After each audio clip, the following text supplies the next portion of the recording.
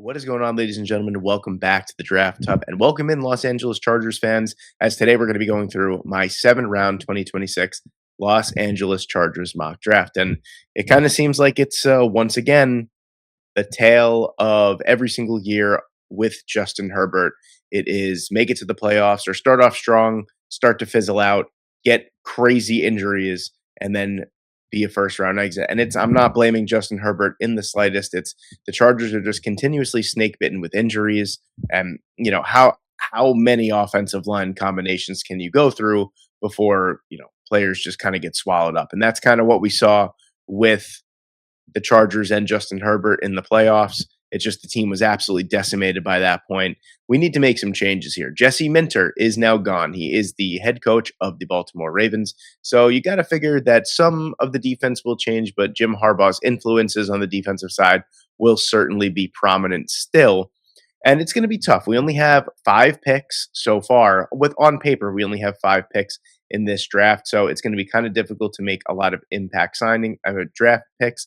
But the Chargers have been very good over the last couple years in making some day 3 picks that have absolutely made a difference. And you're thinking mostly on the defensive side, Tareeb Still, Cam Hart, RJ Mickens. These guys are all standouts on the defensive side that were all day 3 selections. Jamari Caldwell, I believe, was either really, really late 3rd round pick or an early 4th round pick as well. So on the defensive side, there has no problems here. So what we're going to be looking for to improve the Chargers with these 5 picks is we're going to be looking to obviously improve the interior of the offensive line. We need 2 new guards. We need a new center.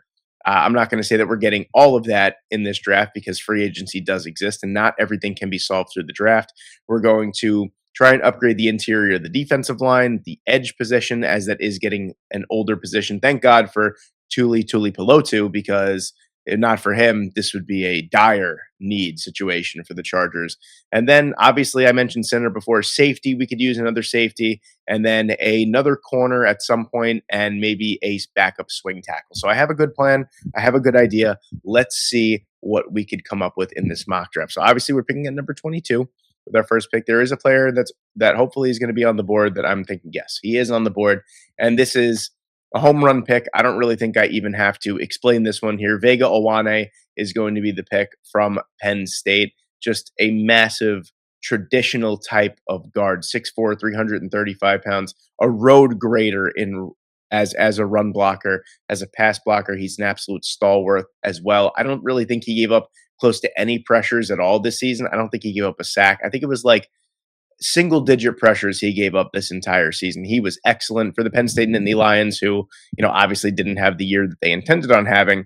But one thing was constant, especially on that offensive line, and it was Vega Owane. And that's going to be the pick at number 22. I don't really think I have to do any more explaining here. He's a natural upgrade over Zion Johnson. He could replace Mekhi Becton.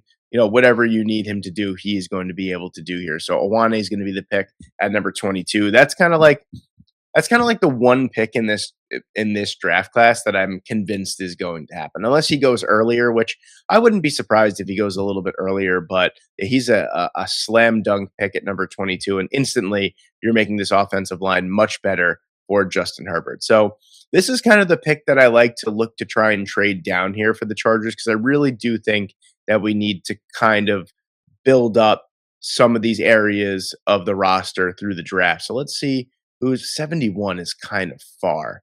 And, the Commanders don't really have anything that I'm looking for at the most part. Neither really do the Chiefs. Maybe the Ravens. That's a far fall there. No, I'm not really a fan of any of these. I would have loved to pick up another pick. Maybe at 86 we could slightly move down. But we're going to probably stick and pick here at number 55. A lot going on here on the defensive side. I think Darrell Jackson Jr. makes a lot of sense here. He does seem like a Jim Harbaugh type of player, a run stuffing first defensive tackle with incredible length, 6'5", 337 pounds, almost 36-inch arms as well.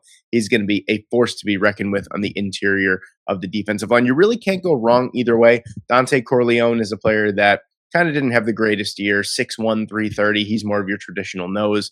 Dominique Orange, 6'4", 325 pounds. He's an unbelievably strong player. Kind of could be, especially when the combine comes around, he might sneakily be the strongest player at the NFL combine. But I think for now, with the needs, I'm not going to go back to back offensive line because I do think there's a player or two that we could target later on in the draft class. We don't have to go because really the only other center that I'd be looking at this point would probably be Connor Liu. And yeah, I mean, Jake Slaughter is here as well. That's another player that I don't think he's going to get all the way to 86, but there's another player that I'm looking to add at about 123 that I think would make a lot of sense here. So I think upgrading the interior of the defensive line is very, very important.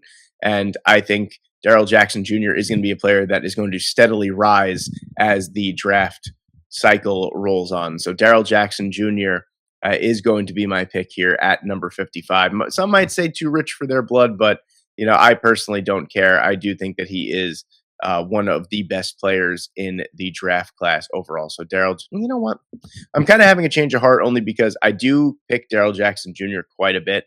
And, Dominique Orange is, again, just another really, really solid player. Like I mentioned before, 6'4", 325 pounds, really, really strong. Maybe could be a touch more versatile than Darrell Jackson Jr., only because he offers a little bit more as a pass rusher than Darrell Jackson Jr. You know what? I think Dominique Orange is going to be the pick that I'm going to make. Like I said, I do think Darrell Jackson Jr. is great. And either way that you go here between Big Citrus or Darrell Jackson Jr., I don't think you can go wrong. But if you're looking for more of a do-it-all defensive lineman that could kind of be moved all over the defensive line, I think Dominique Orange is probably more of your man, whereas you're going to get more of that run-stuffing nose tackle archetype with Darrell Jackson Jr. So Dominique Orange is going to be my pick here at number 55. And we're looking good here right now. I'm a fan of the way that this is going out. I would have loved to trade down from 55 slightly, pick up, a couple day 3 picks if necessary. Let's see what we could find here. So there's a couple trades that maybe, just too rich for my blood. That's far too far down the board to be moving. We're going to just keep on adding players. We're not going to be looking to trade down at this point. Just too far, in my opinion. I don't know about you guys, way too far. All right. We could hold off on center for now. There's a couple guys that we'd probably be able to draft a little bit later on. So let's take a look. I'm kind of curious to see what kind of edge rushers are on the board at this point. There's a couple guys that I'd probably target. There's a couple guys that I'd probably target, and one of them is right here. Danny Dennis Sutton would be an excellent addition to the opposite side of Tuli Pelotu in this Chargers. They traded for Odafe Owe. He is a free agent as well. Khalil Mack. I don't know. Is Khalil Mack 34 at this point? It's going to be either 34 or he's 35 at this point. I don't really know. Maybe you bring him back on a 1-year deal as just a pure edge rusher, as a pass rusher in obvious pass rushing situations.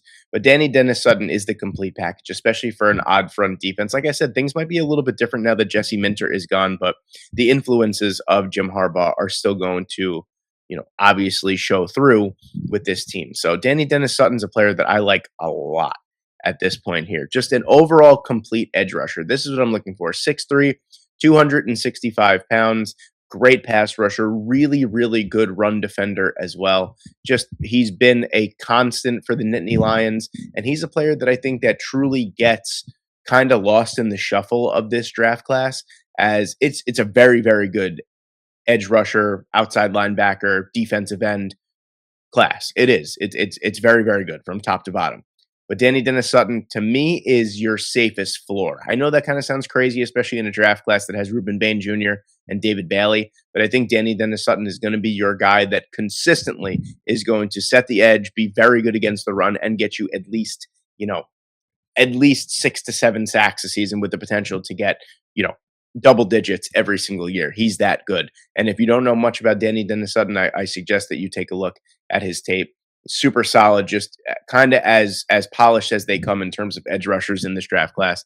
And I think edge is more of a sneaky need than people think it is for the Los Angeles Chargers. So we're going to take him here at 86. I'm really liking the way that this is going at this point here. 123, we're probably going to look to trade down just to acquire maybe 1 or 2 more picks, because there's a couple other areas of this of this roster that I'd love to hit, and I just don't think that we kind of have the means. 134, that's something that I could certainly work with. If we're going to move down 11 spots, that's something that I think is pretty viable at this point. Can we get 2 picks out of this? Can we get is this something? Yeah, I kind of figured it wasn't going to be. That's a lot for the most part. How is that not accepted? That's kind of crazy to be honest with you. I think that definitely should be accepted. You're moving down 11 spots and you're giving up 184 and maybe this one will work. I'm not giving up just this is crazy in my opinion. Yeah. All right, we're probably going to force this trade to be honest with you because I don't see how this wouldn't be accepted. That's kind of crazy to me. We're going to force that and we're going to move back slightly. We're going to pick up another couple. See, like other teams I wouldn't be as inclined to trade down at this point, but the fact that the Chargers have been so good at finding day 3 talent that has been really effective on their roster kind of makes me more inclined to trade down to acquire more assets to just kind of fill out that roster. So I'm looking at interior of the offensive line yet again here. I see Logan Jones. I see Pat Coogan on the board as well, but I'll be fully transparent with you guys. I don't think someone like Pat Coogan is going to be on the board at 134.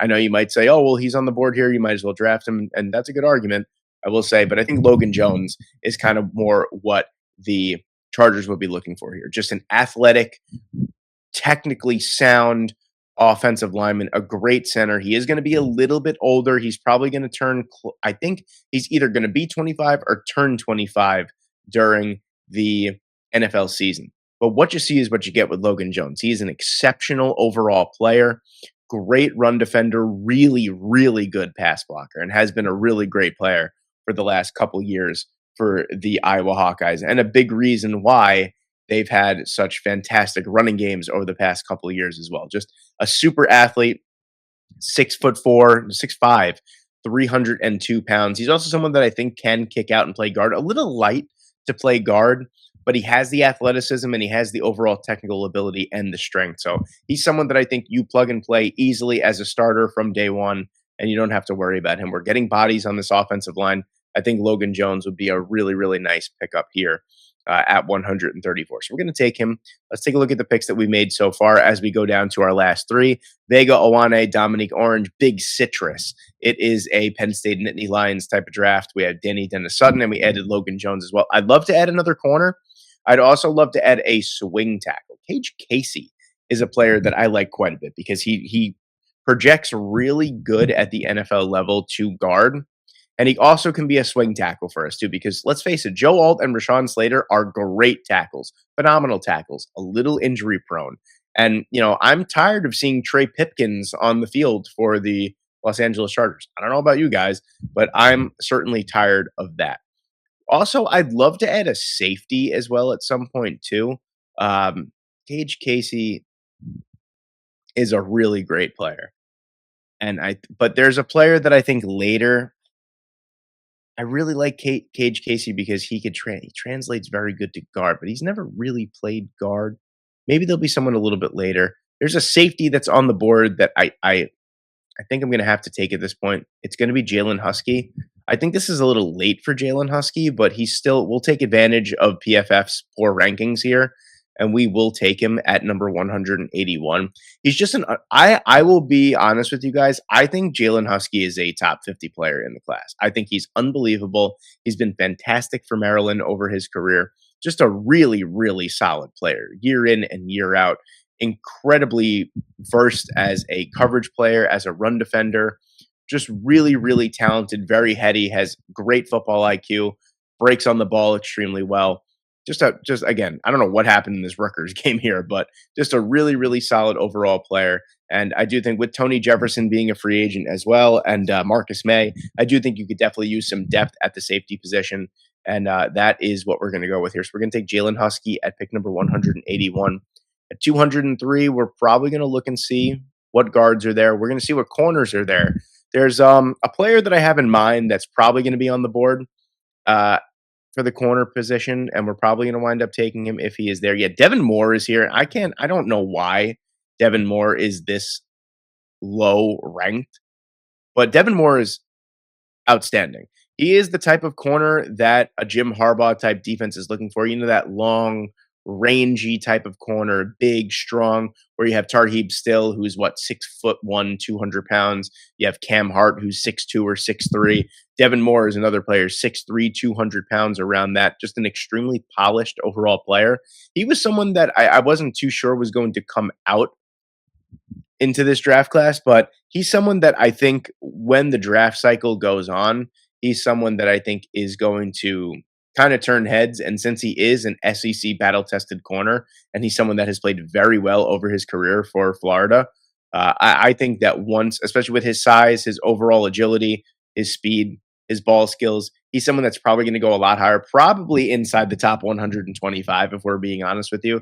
But we will take advantage of the board here yet again. And Devin Moore is a hidden gem that we're finding down the board to be that third or fourth corner, because corner, again, is another sneaky need for this team because, you know, you have a couple of key free agents. I think there are 3 or 4 corners on the roster that are free agents. Not everyone is going to be brought back. You do have your boundary corners in Tarheeb Still and Cam Hart, but of course you want to get younger and you want to get more athletic. And Devin Moore is that type of guy that I think could see the field right away and make an impact right away. And now with our last pick here at 219, I'm probably going to wind up getting a swing tackle at this point. I spoke about it before with Cage Casey. I think getting a offensive tackle would definitely be beneficial. There's someone on the board that, yeah, PJ Williams is on the board. He's the player I'm going to go with here. Really like this guy out of SMU. Just that left tackle, right tackle versatility. As you see, the last couple of years, he's played 200 plus snaps at left tackle. This past year, he played 733 snaps at right tackle. He even got 1 snap as a right guard. So he's someone that you could kind of plug and play anywhere if needed. And 6'5", 313 kind of screams guard to me. So if necessary, this is a player that you could kind of develop and put all over the place on the offensive line. Really strong player, just someone that's been really solid in his career that I feel like hasn't gotten nearly enough hype in a poor tackle class, or poor-ish for the most part. I think PJ Williams is someone that kind of falls a little bit under the radar, but he is a very, very solid player, moldable and versatile. And that's what we're looking for on an offensive line that performs as poorly as the Los Angeles Chargers offensive line does in terms of injuries and just overall performance. PJ Williams would be a welcome addition to this team long term. So that's who we're going to take with our last pick of our 7-round 2026 Chargers mock draft. And there you have it, ladies and gentlemen. There is our 7-round 2026 Chargers mock draft. Just to recap, at number 22, we took Vega Awane. At number 55, we took Big Citrus Dominique Orange. At 86, we took Danny Dennis Sutton. We then traded down slightly here. We traded 123. We got 134, 181, and 219. We took Logan Jones at number 134. We took Jalen Husky at 181. At 203, we took Devin Moore. And 219, we took PJ Williams. Really, really building up the trenches here for the most part. But there you have it, ladies and gentlemen. Thank you guys so much for watching. Let me know what you guys think in the comment section below, and I will see you in the next one.